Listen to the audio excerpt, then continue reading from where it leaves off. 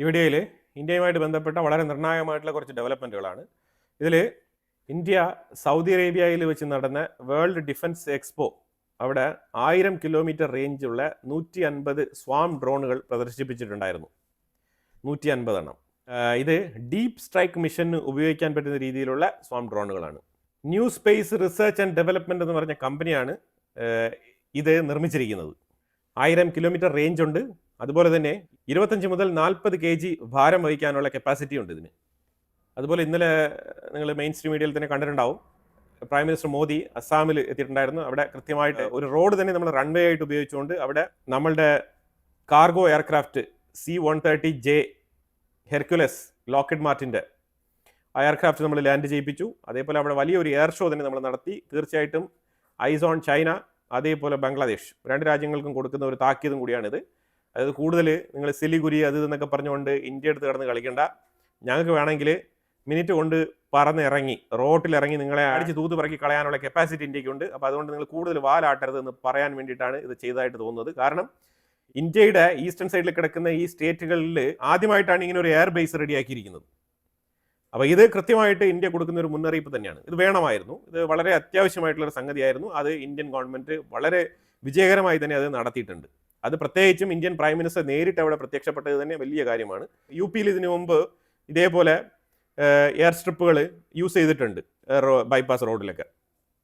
അതിനൊക്കെ രാജ്നാഥ് സിംഗ് ആണ് ഏറ്റവും കൂടുതൽ അതിനകത്ത് പാർട്ടിസിപ്പേറ്റ് ചെയ്തിരുന്നത്. അപ്പോൾ ഇത്തവണ ഇവിടെ പ്രൈം മിനിസ്റ്റർ വന്നത് വലിയ ഫോക്കസ് പോയിന്റ് ആയിട്ട് മാറിയിട്ടുണ്ട്. റോൾസ് റോയ്സ് കമ്പനി ഇന്ത്യയുടെ ഫുൾ IP റൈറ്റ് റിസർവ് ചെയ്തിട്ടുണ്ട്. എന്തിനാണെന്ന് പറഞ്ഞാൽ ഇന്ത്യക്കുള്ളിൽ AMCA എയർക്രാഫ്റ്റിൻ്റെ ഇഞ്ചിൻ നിർമ്മാണത്തിന് വേണ്ടിയിട്ടുള്ള പ്രൊപ്പോസലാണ് മുന്നോട്ട് വെക്കുന്നത്. ഒരു വളരെ അംബീഷ്യസ് ആയിട്ടുള്ള റോഡ് മാപ്പാണ് ഇന്ത്യക്ക് മുന്നിൽ റോൾസ് റോയ്സ് തുറന്നു വെക്കുന്നത്. ശരിക്കും പറഞ്ഞാൽ വെരി ഗുഡ് ഓപ്പർച്യൂണിറ്റിയാണ്. ഇന്ത്യ എന്തായാലും ഇത് ഗ്രാബ് ചെയ്യാനാണ് ഏറ്റവും കൂടുതൽ സാധ്യത. അതായത് അങ്ങനെ തന്നെയാണ് നമുക്ക് മനസ്സിലാക്കാൻ പറ്റുന്നത്. കാരണം വളരെ ഇൻട്രസ്റ്റിംഗ് ആയിട്ട് ഇന്ത്യൻ ഗവൺമെൻറ് ഇതിന് പ്രയോറിറ്റി കൊടുത്ത് ഈ പ്രൊപ്പോസൽ സ്ക്രൂട്ടനൈസ് ചെയ്യുന്നുണ്ട്. നമ്മുടെ ആർമി ജനറൽ ഉപേന്ദ്ര ദ്വിവേദി ഓസ്ട്രേലിയയിലാണ്, ഒഫീഷ്യൽ വിസിറ്റ് ആണ് അവിടെ നടത്തുന്നത്. ഓസ്ട്രേലിയയിലെ ലഫ്റ്റനന്റ് ജനറൽ സൈമൺ സ്റ്റുവർട്ടുമായിട്ട് മീറ്റിംഗ് നടത്തിയിട്ടുണ്ട്.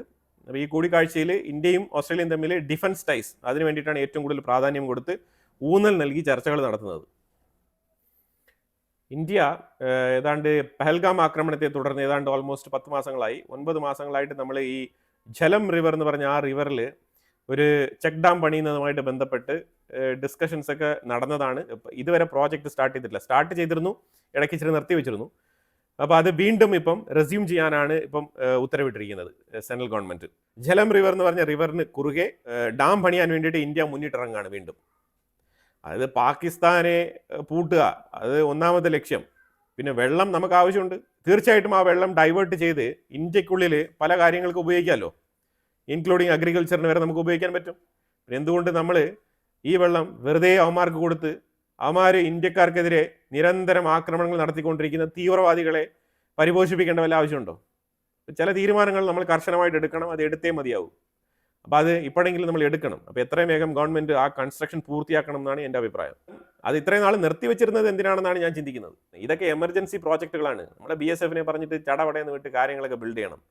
നമ്മുടെ ബോർഡർ സെക്യൂരിറ്റി ഫോഴ്സിന് ഇതുമായിട്ട് ബന്ധപ്പെട്ട് എഫിഷ്യൻ്റ് ആയിട്ടുള്ള ആൾക്കാരുണ്ട്. ഇന്ത്യ, ജപ്പാൻ, ഇന്തോനേഷ്യ 3 രാജ്യങ്ങളും കൂടി ചേർന്ന് ആൻഡമാൻ നിക്കോബാർ ഐലൻഡിൻ്റെ ഭാഗത്ത് ട്രൈലേറ്ററൽ നേവൽ ഡ്രില്ല് നടത്തിയിട്ടുണ്ടായിരുന്നു. ബംഗ്ലാദേശിൽ BNP പാർട്ടിയുടെ നേതാവായിട്ടുള്ള താരിഖ് റഹ്മാൻ അഥവാ നിയുക്ത പ്രൈം മിനിസ്റ്റർ, പുള്ളിക്കാരൻ ഇന്ത്യയുമായിട്ട് ബന്ധപ്പെട്ട് വളരെ പോസിറ്റീവായിട്ടുള്ള ഒരു അപ്രോച്ചാണ് എടുക്കുന്നത്. തീർച്ചയായിട്ടും ഇന്ത്യ സന്ദർശിക്കുമെന്ന് പറയുന്നുണ്ട്. അതുപോലെ തന്നെ പീപ്പിൾ ടു പീപ്പിൾ കണക്ഷൻ അതിന് വേണ്ടിയിട്ട് വർക്ക് ചെയ്യുമെന്നും പറയുന്നുണ്ട്. പക്ഷെ ഇവിടെ ഒരു പ്രശ്നം ഇപ്പോഴും നിലനിൽക്കുന്നത് ഈ ഷെയ്ഖ് ഹസീനയുടെ എക്സ്ട്രാഡിഷനുമായിട്ട് ബന്ധപ്പെട്ട വിഷയമാണ്. ആ വിഷയത്തിൽ പുള്ളിക്കാരൻ എടുക്കുന്ന തീരുമാനം എന്താണോ അതിൻ്റെ അടിസ്ഥാനത്തിലായിരിക്കും ഇന്ത്യ ബംഗ്ലാദേശ് ഫ്യൂച്ചർ റിലേഷൻഷിപ്പ്. കാരണം നാളെ ഇതേപോലെ ജമാഅത്ത് ഇസ്ലാമി അവിടെ വരിഞ്ഞു മുറുക്കി താരിഖ് റഹ്മാൻ ഇതുപോലെ നാട് വിട്ട് ഓടേണ്ട ഒരു അവസ്ഥ വന്നു കഴിഞ്ഞാൽ അപ്പോഴും ഒരുപക്ഷെ ഇന്ത്യ ആയിരിക്കും സഹായത്തിനുണ്ടാവുക.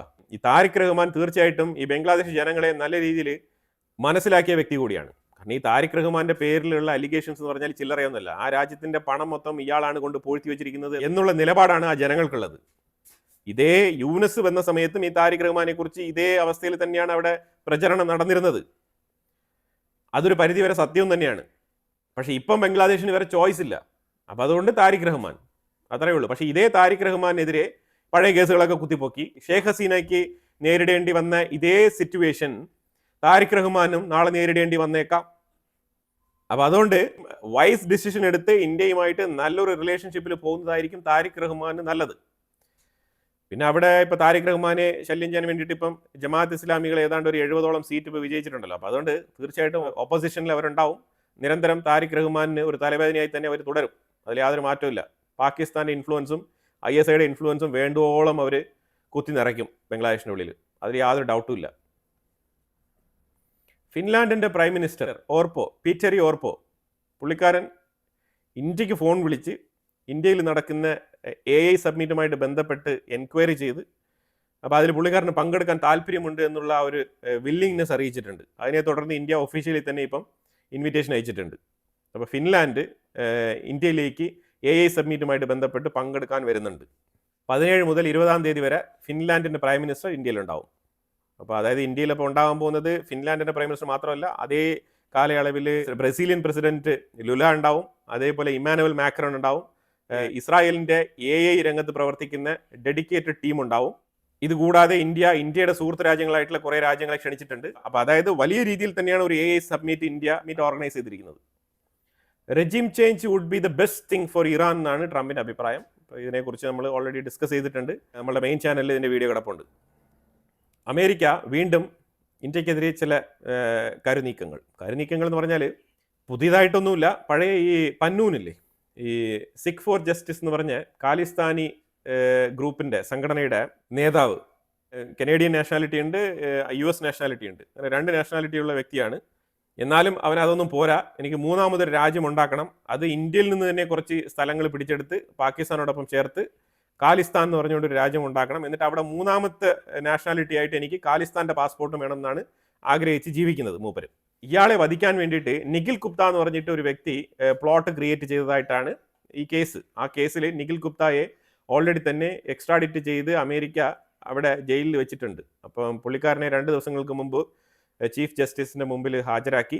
അപ്പം അങ്ങനെ ഫീൽ ഗിൽറ്റി എന്നാണ് അമേരിക്ക ഇപ്പോൾ എഴുതുന്നത്. അപ്പം ഈ നിഖിൽ ഗുപ്തയുമായിട്ട് ബന്ധപ്പെട്ട് ഇന്ത്യയുടെ സൈഡിൽ നിന്നും ഒരു രീതിയിലുള്ള പ്രസ്താവനകളും പുറത്തു വന്നിട്ടില്ല. പക്ഷേ America Nikhil Gupta feel guilty ആണെന്നുള്ള റിപ്പോർട്ട് പുറത്ത് പബ്ലിഷ് ചെയ്തിട്ടുണ്ട്. അപ്പം അതിനെ തുടർന്ന് എന്താണ് പറയാൻ ഉദ്ദേശിക്കുന്നത് പറഞ്ഞാൽ, അതായത് ഒരു ഇന്ത്യൻ സിറ്റിസൺ, അത് ഇന്ത്യയുടെ ഗവൺമെന്റ് ഒഫീഷ്യൽ ആയിരുന്നു ഈ വ്യക്തി. പിന്നീട് ഇന്ത്യ ഗവൺമെന്റ് ഒഫീഷ്യലിൽ നിന്നും ഇയാളെ ടെർമിനേറ്റ് ചെയ്തിട്ടുണ്ട്. അയാൾ ചെയ്ത കാര്യത്തിനും ഇന്ത്യക്കും തമ്മിൽ യാതൊരു ബന്ധമില്ല എന്ന് വരുത്തി തീർക്കുന്ന രീതിയിലാണ് ഈ ടെർമിനേഷൻ സംഭവിച്ചിരിക്കുന്നത്. അപ്പോൾ ഇതിനകത്ത് CC1 എന്ന് പറഞ്ഞുള്ള കോഡ് വേർഡ് ഇവർ ഉപയോഗിച്ചിട്ടുണ്ട്. അപ്പോൾ ഇതുമായിട്ട് ബന്ധപ്പെട്ട് ഇതിനകത്ത് തെളിവ് കൊടുക്കേണ്ടതുണ്ട്. ഫീൽ ഗിൽറ്റി എന്ന് മാത്രം പറഞ്ഞാൽ പോരാ, ഈ കേസ് ഫർദർ ഇൻവെസ്റ്റിഗേഷൻ നടക്കും. അതാണ് മനസ്സിലാക്കാൻ പറ്റുന്നത്. അപ്പോൾ നിലവിൽ ജഡ്ജ്മെന്റിന് വേണ്ടിയിട്ട് വെയിറ്റ് ചെയ്യാണ്. ഈ ജഡ്ജ്മെന്റ് 23 വർഷത്തേക്ക് പുള്ളിക്കാരന് അമേരിക്കയിൽ ജയിൽ ശിക്ഷ കിട്ടാനുള്ള സാധ്യതയാണ് പലരും പറയുന്നത്. അതായത് വിത്തിൻ 1 or 2 വീക്സിൽ ഇയാൾക്കുള്ള ശിക്ഷ വിധിക്കും. ഇപ്പോൾ സെന്റൻസ് കിട്ടിക്കഴിഞ്ഞാൽ 23 വർഷം അമേരിക്കയുടെ ഉള്ളിൽ അഴിയണ്ണേണ്ടി വരും ഈ നിഖിൽ ഗുപ്തയ്ക്ക്. ഇതുമായിട്ട് ബന്ധപ്പെട്ട് ഇന്ത്യൻ ഗവൺമെന്റ് കൂടുതലായിട്ടുള്ള വിവരങ്ങളൊന്നും പുറത്തുവിടുന്നില്ല. തീർച്ചയായിട്ടും ഇന്ത്യയുടെ ഇന്റലിജൻസുമായിട്ട് നിഖിൽ ഗുപ്തയ്ക്ക് ബന്ധമുണ്ടെങ്കിൽ ഇന്ത്യ മറ്റു മാർഗങ്ങളിലൂടെ നീക്കങ്ങൾ നടത്തുമെന്നാണ് പ്രതീക്ഷിക്കുന്നതേ ഉള്ളൂ കേട്ടോ. അപ്പോൾ ഇതുമായിട്ട് ബന്ധപ്പെട്ട് കൺഫേം ആയിട്ട് ഒരു കാര്യങ്ങൾ നമുക്കറിയില്ല. അമേരിക്ക ഈ സമയത്ത് ഇതെടുത്ത് കളിക്കുന്നതിന്റെ കാരണം എന്താണെന്നുള്ളത് വ്യക്തമല്ല. ഒരുപക്ഷെ ഇന്ത്യയെ കൂടുതൽ സമ്മർദ്ദത്തിലാക്കാൻ വേണ്ടിയിട്ട് പണ്ട് ജോ ബൈഡൻ ഭരിച്ചിരുന്ന സമയത്ത് എന്താണോ അവർ ഒരു ടാക്ടിക്സ് ഉപയോഗിച്ചിരുന്നത്, അതേ സെയിം ടാക്ടിക്സ് തന്നെ ഇന്ത്യക്കെതിരെ ഉപയോഗപ്പെടുത്താൻ ശ്രമിക്കുന്നോ എന്നൊരു ചോദ്യം ഇവിടെ ഉയരുന്നുണ്ട്. ആ ചോദ്യത്തിന് ഉത്തരം അന്വേഷിച്ചപ്പോൾ നമുക്ക് കണ്ടെത്താൻ കഴിഞ്ഞത് അപ്കമ്മിങ്ങിൽ വരാനിരിക്കുന്ന കാനഡ ഇന്ത്യ സബ്മിറ്റ്, ആ സബ്മിറ്റിൽ ഒരുപാട് എഗ്രിമെന്റുകൾ സൈൻ ചെയ്യാനുള്ള സാധ്യത വളരെ കൂടുതലാണ്. ഓൾറെഡി തന്നെ കാനഡ ചൈനയുമായിട്ട് പല എഗ്രിമെന്റുകളും സൈൻ ചെയ്തിട്ടുണ്ട്. പ്രത്യേകിച്ച് വാഹനങ്ങളുടെ കയറ്റുമതി ഇറക്കുമതിയുമായിട്ട് ബന്ധപ്പെട്ട് വലിയ രീതിയിലുള്ള എഗ്രിമെന്റ് ആണ് കാനഡ ചൈന തമ്മിൽ ധാരണയായിരിക്കുന്നത്. അതുപോലെ ഒരുപാട് സാധനങ്ങൾ, അഗ്രികൾച്ചർ പ്രോഡക്റ്റുമായിട്ടൊക്കെ ബന്ധപ്പെട്ട് ഒരുപാട് സാധനങ്ങളിൽ കാനഡയ്ക്ക് നല്ല രീതിയിലുള്ള അഡ്വാൻറ്റേജ് കിട്ടുന്ന എഗ്രിമെന്റ് ആണ് ചൈനയുമായിട്ട് കാനഡ ഒപ്പുവെച്ചിരിക്കുന്നത്. മ്യൂച്വൽ ആണ്, എന്നാലും കാനഡയ്ക്ക് ഈ സാഹചര്യത്തിൽ അതൊരു അഡ്വാൻറ്റേജ് തന്നെയാണ്. അപ്പോൾ ഈ പൊസിഷനിൽ നിൽക്കുന്ന കാനഡ അടുത്ത് വരാൻ പോകുന്നത് ഇന്ത്യയിലോട്ടാണ്. ഇന്ത്യയും ഇതേപോലെ ചൈനയെക്കാളും കൂടുതൽ ഗ്രോത്ത് റേറ്റ് ഉള്ള ഒരു രാജ്യമാണ് ഇന്ത്യ. കാരണം ഇന്ത്യയിൽ ഒരുപാട് ഓപ്പർച്യൂണിറ്റീസ് ഉണ്ട്. ചൈന ഓൾറെഡി വെൽ ഡെവലപ്ഡ് ആയിട്ട് മുന്നോട്ട് വന്നുകൊണ്ടിരിക്കുകയാണ്. അപ്പോൾ അവിടുത്തെ ഗ്രോത്ത് റേറ്റും ഇവിടുത്തെ ഗ്രോത്ത് റേറ്റും തമ്മിൽ ഒരുപാട് വ്യത്യാസമുണ്ട്. ഇവിടുത്തെ ഗ്രോത്ത് റേറ്റ് മിനിമം 6% മുകളിലാണ്. അപ്പോൾ അങ്ങനത്തെ ഒരു രാജ്യവുമായിട്ട് കാനഡ വന്ന് സൈൻ ചെയ്യുമ്പോൾ അതിനെ ഒന്ന് തകർക്കാനോ അല്ലെങ്കിൽ അതിൻ്റെ ഇടയിൽ എന്തെങ്കിലുമൊക്കെ കുത്തിത്തിരിപ്പുകൾ ഉണ്ടാക്കാൻ വേണ്ടി ഇതിനെ ഇപ്പോൾ കുത്തിപ്പൊക്കി എടുത്തുകൊണ്ട് വരുന്നതായിട്ടാണ് മനസ്സിലാക്കാൻ പറ്റുന്നത്. അപ്പോൾ ഇതിൽ ഇവർ പറഞ്ഞു വെക്കുന്ന കാര്യം വെച്ചാൽ കാനഡയിൽ കൊല്ലപ്പെട്ട ഒരു ഖാലിസ്ഥാനി നിജാർ ഉണ്ടല്ലോ, നിജാറിന്റെ കൊലപാതകവുമായിട്ട് നിഖിൽ ഗുപ്തയ്ക്ക് ബന്ധമുണ്ട് എന്ന രീതിയിൽ വരുത്തി തീർക്കാനുള്ള ശ്രമങ്ങളാണ് നടക്കുന്നത് എന്നാണ് മൊത്തത്തിൽ മനസ്സിലാക്കാൻ പറ്റുന്നത്. അപ്പൊ അതായത് ആ പേരും പറഞ്ഞ് കനേഡിയൻ പൗരനെ കൊലപ്പെടുത്തിയത് ഒരു ഇന്ത്യക്കാരനാണ്, അവൻ ഞങ്ങളുടെ കസ്റ്റഡിയിലുണ്ട് എന്ന് അമേരിക്ക പറയാതെ പറയുകയാണ്, ഓർമ്മപ്പെടുത്തുകയാണ് വിഷയം. അപ്പൊ കനേഡിയൻ പ്രൈം മിനിസ്റ്റർക്ക് ഈ വിഷയവുമായിട്ട് ബന്ധപ്പെട്ട് കാനഡയിൽ ഉള്ളിൽ നിന്നും ഈ ഖാലിസ്ഥാനി ഗ്രൂപ്പിലുള്ള ആൾക്കാർ, സിഖുകാരടങ്ങുന്ന പൊളിറ്റിക്കൽ വിങ് ഉണ്ടല്ലോ, ആ സൈഡിൽ നിന്നും മാർക്ക് കർണിക്ക് ഒരു പ്രഷർ കൊടുത്തു കഴിഞ്ഞാൽ ഇന്ത്യയുമായിട്ടുള്ള ഡീൽ കുറച്ച് നീട്ടി വെക്കാൻ പറ്റുമോ, അല്ലെങ്കിൽ എന്തെങ്കിലുമൊക്കെ ഉടായ്പ അതിനകത്ത് കാണിക്കാൻ പറ്റുമോ എന്ന് ചിന്തിക്കുന്നുണ്ടാവാം അമേരിക്ക എന്നും റിപ്പോർട്ടുകളുണ്ട്. ഏകദേശം ഇത് കൂട്ടിച്ചേർത്ത് വായിക്കുമ്പോൾ നമുക്ക് മനസ്സിലാക്കാൻ പറ്റുന്നത് കറക്റ്റ് സാഹചര്യമാണ്, സിറ്റുവേഷൻ കറക്റ്റ് ആയിട്ട് ഇതിനകത്ത് മാച്ച് ആവുന്നുണ്ട്. അപ്പോൾ എന്തായാലും തീർച്ചയായിട്ടും ഇതുമായിട്ട് ബന്ധപ്പെട്ട് അമേരിക്ക ഫർദർ നടപടികൾ എടുക്കുന്ന പക്ഷത്തിൽ നമുക്ക് ഇതിനെക്കുറിച്ചുള്ള വിശദമായിട്ടുള്ള ഡീറ്റെയിൽ അറിയാൻ കഴിയും. അമേരിക്ക പബ്ലിഷ് ചെയ്തിരുന്ന യൂണിഫൈഡ് ഇന്ത്യയുടെ മാപ്പ് അവർ നീക്കം ചെയ്തിട്ടുണ്ട്. ഇത് നീക്കം ചെയ്തത് എന്തിനാണെന്നുള്ളത് നമ്മൾ 4-5 ദിവസങ്ങൾക്ക് മുമ്പേ ഡിസ്കസ് ചെയ്തിട്ടുണ്ട്. ഇതിനെ ചൊല്ലി ഇപ്പം പാകിസ്ഥാൻ ക്രെഡിറ്റ് എടുത്തിരിക്കുകയാണ്. പാകിസ്ഥാൻ പറഞ്ഞിരിക്കുന്നത് US കോൺഗ്രസ്സിൽ പാകിസ്ഥാനി ഒറിജിൻ ആയിട്ടുള്ള ഒരു കോൺഗ്രസ്മാൻ വളരെ ശക്തമായ രീതിയിൽ ഇതിനെക്കുറിച്ച് സംസാരിച്ചതിനെ തുടർന്നാണ് പാകിസ്ഥാന്റെ സമ്മർദ്ദം കൊണ്ട് അമേരിക്ക ഈ മാപ്പ് നീക്കം ചെയ്തതായിട്ടുള്ള വാർത്തയാണ് ഇപ്പോൾ അവർ അടിച്ചുവിട്ടുകൊണ്ടിരിക്കുന്നത്. പക്ഷേ ഇത് നീക്കം ചെയ്തതിന് കൃത്യമായിട്ടുള്ള റീസൺ ഉണ്ട്. ഇന്ത്യ ഇതിനെ ഏറ്റുപിടിക്കുന്നില്ല. ഇന്ത്യ ഇതുമായിട്ട് ബന്ധപ്പെട്ട് ഒരു രീതിയിലുള്ള അപ്രിസിയേഷനും അമേരിക്കയ്ക്ക് കൊടുത്തിട്ടില്ല. അതുകൊണ്ട് അമേരിക്ക അവർ തന്നെ ഇത് പബ്ലിഷ് ചെയ്തു, അവർ തന്നെ ഇത് നീക്കം ചെയ്തു. അല്ലാതെ ഇതിനും പാകിസ്ഥാനും തമ്മിൽ യാതൊരു ബന്ധവുമില്ല. പക്ഷേ പാകിസ്ഥാൻ വെറുതെ ക്രെഡിറ്റ് എടുക്കുകയാണ്. ശരിയാണ്, US കോൺഗ്രസ്സിൽ പാകിസ്ഥാൻ ഒറിജിൻ ആയിട്ടുള്ള പവൻ ഖേര എന്ന് പറഞ്ഞ കോൺഗ്രസ് മെമ്പർ ഇതിനെക്കുറിച്ച് കൺസേൺ രേഖപ്പെടുത്തിയിട്ടുണ്ടായിരുന്നു. പക്ഷെ അത് എടുത്തു മാറ്റത്തക്ക രീതിയിലുള്ള പ്രസ്താവനകളൊന്നും അവിടെ പുറപ്പെടുവിച്ചിട്ടില്ല. പാകിസ്ഥാന്റെ റിക്വസ്റ്റ് മാനിച്ചുകൊണ്ടല്ല അത് എടുത്തു മാറ്റിയിരിക്കുന്നത്. പിന്നെ പാകിസ്ഥാനികളെ അറിയാമല്ലോ, അവർക്ക് എന്തെങ്കിലുമൊക്കെ ചെറുതായിട്ട് കിട്ടിയാൽ മതി, അവർ അത് വെച്ച് ആഘോഷം നടത്താൻ വേണ്ടിയിട്ട് സോഷ്യൽ മീഡിയ ഉപയോഗിക്കുന്ന ആൾക്കാരാണ്. അപ്പോൾ തീർച്ചയായിട്ടും അത്തരത്തിൽ തന്നെ വാർത്തകൾ അടിച്ചിറക്കുന്നുണ്ട്. അപ്പോൾ എന്തായാലും വളരെ ഇമ്പോർട്ടൻ്റ് ആയിട്ടുള്ള കുറേ വിഷയങ്ങളാണ് നമ്മൾ ഈ വീഡിയോയിൽ കവർ ചെയ്തത്. ഇതിനെക്കുറിച്ചുള്ള അഭിപ്രായങ്ങൾ കമന്റ് ബോക്സിൽ രേഖപ്പെടുത്തുക. കൂടുതൽ വാർത്തകളുമായിട്ട് അടുത്ത വീഡിയോയിൽ വരാം. Thank you so much.